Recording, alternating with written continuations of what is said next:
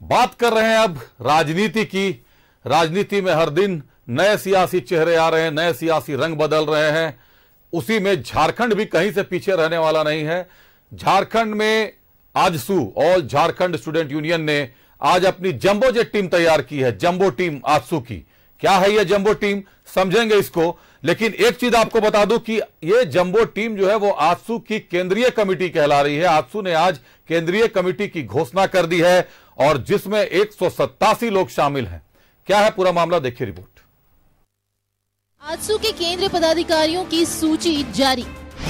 क्षेत्रीय संतुलन और जातीय समीकरण का ख्याल।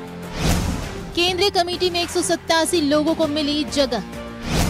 6 उपाध्यक्ष, 33 महासचिव, 133 सचिव, 4 प्रवक्ता और 2 संगठन सचिव। President, general secretary, organisation secretary, spokesman, treasurer के करीब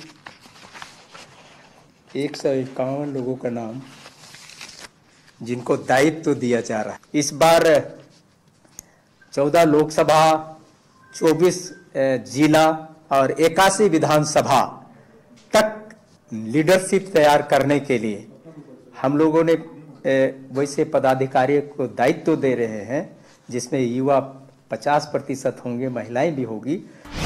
सांसद चंद्र प्रकाश चौधरी बनाए गए आजसू के senior vice president. Umakant Rajak, Hasan Ansari, Supriti Murmu, Akil Akhtar, Kushwaha Shivpujan Mehta बनाए गए उपाध्यक्ष। रामचंद्र सहीस को बनाया गया हेड जनरल सेक्रेटरी। विधायक लंबोदर महतो, विधायक सुनीता चौधरी, राजेंद्र मेहता, रोशन लाल चौधरी बनाए गए महासचिव। केंद्रीय अध्यक्ष आदरणीय सुदेश कुमार महतो जी, वरीय वाइस प्रेसिडेंट आदरणीय Chandra Prakash Chaudhary ji, vice president Umakant Rajak ji, Ramchandra Sahis ji, general secretary doctor Lambodar Mahto ji, general secretary Rajendra Mehta ji, general secretary Sunita Chaudhary ji, general secretary Roshan Lal Chaudhary ji. तो अभी आपने देखा आजसू की जंबो टीम। केंद्रीय कमेटी नए राजनीतिक जमीन तलाश करेगी, नए राजनीतिक जमीन तैयार करेगी, कुछ अलग रणनीति बनाएगी। निश्चित तौर पर 24 की चुनावी हवा जोरदार होने वाली है, प्रभावशाली होने वाली और आजसू दमखम के साथ अपने पैर जमीन पर टिकाएगी। हम सीधे रुख करते हैं अपने सहयोगी राकेश का। राकेश, आजसू ने आज अपने जंबो टीम की घोषणा कर दी है, केंद्रीय कमेटी की घोषणा कर दी है। जो विशेष बात सामने आ रही है कि एमपी, राजस्थान और छत्तीसगढ़ में जिस तरह से मुख्यमंत्री का चुनाव क्षेत्रीय संतुलन और जातीय समीकरण को ध्यान में रखकर किया गया, बिल्कुल उसी तर्ज पर एनडीए का घटक दल आजसू ने आज जो वो अपने केंद्रीय कमेटी के सदस्यों की घोषणा की है, इसमें क्षेत्रीय संतुलन और जातीय समीकरण साफ दिखाई दे रहा है। राकेश,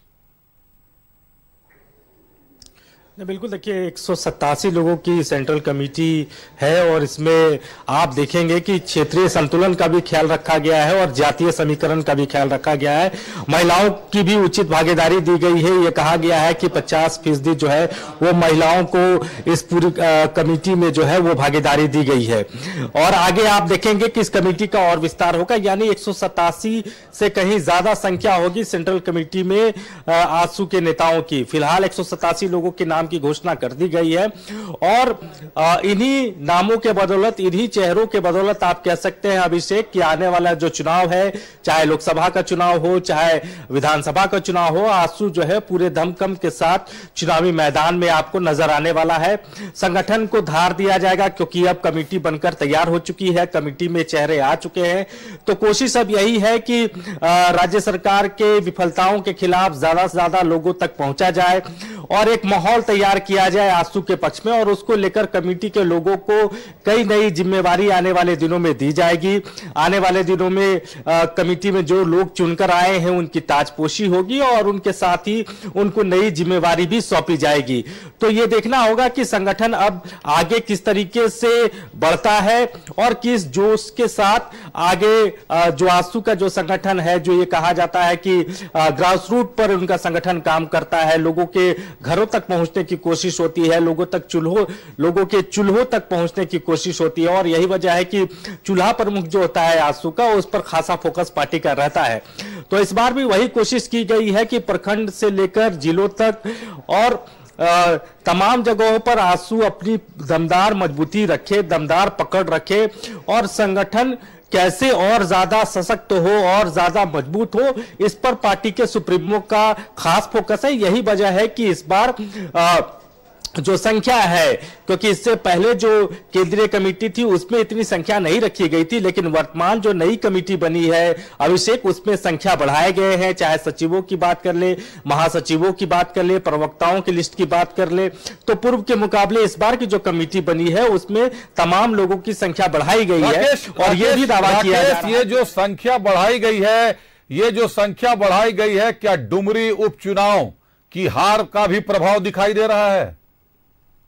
जो बिल्कुल फिक्स सीट मान रही थी आजसू की जीतेंगे वहां से, और उस सीट पर हार का प्रभाव तो नहीं कि संख्या बल इतनी तेजी से बढ़ाया गया? नहीं, देखिए आने वाले समय में दो बड़े चुनाव हैं, लोकसभा के चुनाव है, उसकी भी आजसू तैयारी कर रही है। हालांकि ये अभी तक स्पष्ट नहीं हुआ है कि कौन से सीट पर आजसू जो है वो लड़ेगा, लेकिन वर्तमान में गिरिडीह से उनके सांसद चंद्रप्रकाश चौधरी हैं, तो उस लिहाज से अगर आप देखेंगे तो गिरिडीह से सबसे ज्यादा लोगों को जगह दी गई है। और दूसरी तरफ आप देखेंगे कि कई चेहरों को प्रोन्नति भी दी गई। जो पहले सचिव थे उनको इस कमेटी में महासचिव बनाया गया है, यानी उनको प्रोन्नति भी दी गई है। तो इस तरीके से देखें तो ये जो पूरी जो कमेटी बनाई गई है अभिषेक, ये चुनाव को फोकस करते हुए ही बनाई गई है, क्योंकि लोकसभा के साथ साथ विधानसभा के चुनाव भी होने हैं, और आजसू की कोशिश यही है कि ज्यादा से ज्यादा सीटों पर उनकी दावेदारी हो, और वो दावेदारी ज्यादा से ज्यादा सीटों पर दावेदारी की आपने बात कही राकेश। मेरे ध्यान में भी बस यही सवाल आ रहा था।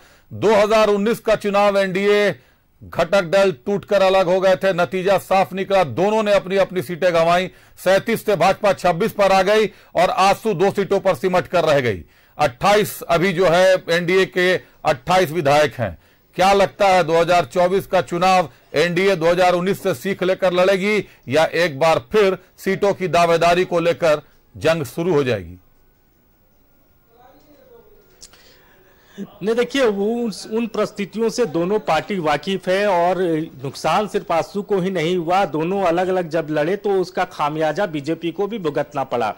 तो इस बात से दोनों पार्टियां इस बात से वाकिफ हैं और इस बात को महसूस भी करती हैं कि अगर एकजुटता के साथ 2019 में चुनाव लड़ा जाता तो तस्वीर कुछ अलग होती। बहरहाल 2024 की तस्वीर क्या होगी, सीटों को लेकर किस तरीके से तालमेल बनेगा नहीं बनेगा, लेकिन यह जरूर है कि 2024 में एनडीए जो है पूरी एकजुटता के साथ ही चुनाव लड़ने जा रहा है अभिषेक, और इसी को लेकर जमीन तैयार करने की कोशिश की जा रही है, क्योंकि जब आप जमीन पूरी तरीके से तैयार करते हैं, सभी सीटों पर अगर आपकी तैयारी होगी तभी आप अपने सहयोगियों को भी मदद कर पाएंगे। तो यही कोशिश है आजसू की, और यही वजह है कि तमाम 81 सीटों पर आजसू अपनी जमीन मजबूत करना चाहती है, संगठन को विस्तार देना चाहती है, संगठन को गति देना चाहती है, क्योंकि जब आप मजबूत होंगे तो ही आप अपने सहयोगी को भी मजबूती प्रदान कर सकते हैं। अभिषेक जी बिल्कुल, आपने बहुत सही बात कही कि तमाम सीटों पर अपने आप को मजबूत कर रही है। 187 के करीब में उनके शामिल हुए हैं, उनकी केंद्रीय कमेटी में सदस्य बनाए गए हैं। और बहुत एक बेहतर बात आपने बताई कि क्षेत्रीय संतुलन और जातीय समीकरण को पूरा ध्यान रखा है। जो मैंने शुरू में कहा कि एमपी, राजस्थान और छत्तीसगढ़ के मुख्यमंत्रियों का चेहरा यह साफ कर चुका है कि क्षेत्रीय संतुलन पर एनडीए का खास फोकस है। तो ये रणनीति कहीं ना कहीं एनडीए की खास रणनीति नजर आ रही है। निश्चित तौर पर डुमरी उपचुनाव की हार भी काफी प्रभाव डालेगा, और 2019 में दोनों ही पार्टियों ने अपनी सीटें गंवाई, सरकार गंवा दी इन लोगों ने, तो उससे भी सीख कहीं ना कहीं मिलेगी। इस बार शायद सीट की दावेदारी को लेकर नए सवाल ना खड़े हों। बहरहाल हमारे साथ जुड़ने के लिए बहुत धन्यवाद राकेश आपका।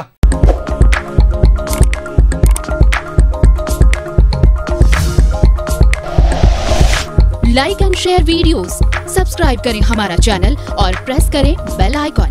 News 11 भारत, सच है तो दिखेगा।